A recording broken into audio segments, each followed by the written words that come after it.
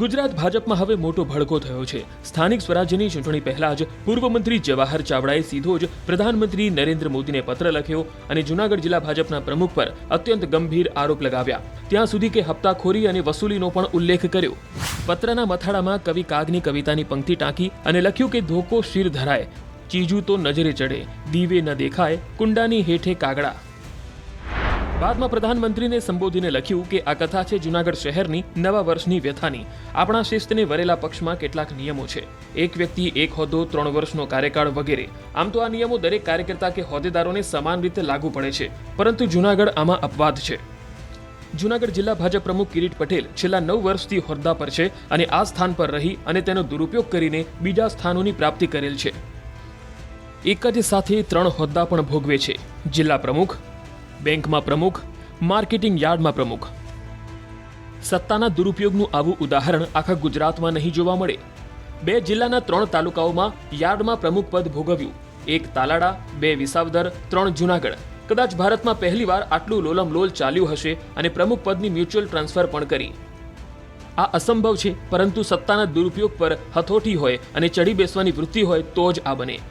આટલા બધા પદ એ સત્તા લાલસાની પરાકાષ્ઠા છે। કેટલાક તો એક સાથે ભોગવ્યા, જેથી વિવિધ વિભાગો અને સ્થાનોમાં વસૂલી કે હપ્તાખોરી કરીને ચરમસીમા વટાવેલી છે।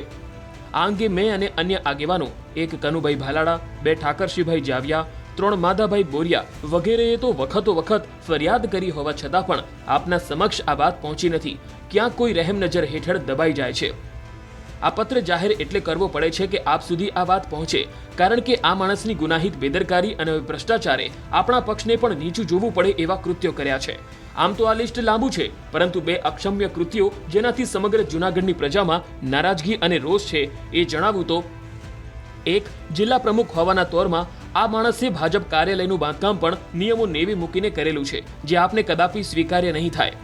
2 જૂનાગઢની જનતાને અભૂતપૂર્વ પૂરની આફતમાં સંડોવનાર કારણોમાં એક વોકડા પરના દબાણોમાં જનાબ શિરમોર છે, એમના દ્વારા નિર્મિત કૃષ્ણા આર્કેડ એટલે ખોટી મંજૂરી, ખોટું બાંધકામ અને કાયમી દબાણ। અમારી સમસ્યા અને પીડા એ છે કે જો ભાજપ પ્રમુખ જ આવા કૃત્ય કરે તો પ્રજાની વચ્ચે કયા મોઢે જવું, પ્રજાનો સામનો કેમ કરવો? ન્યૂઝ 18 ગુજરાતીએ આ મામલે જેમના વિરુદ્ધ આરોપ લાગ્યા છે એવા કિરીટ પટેલની પ્રતિક્રિયા જાણવા સંપર્ક કર્યો, પરંતુ તેમણે આ મામલે કંઈ જ બોલવાનો ઇનકાર કર્યો। જો કે આ પત્ર બાદ ગંભીર સવાલ ઉઠી રહ્યા છે।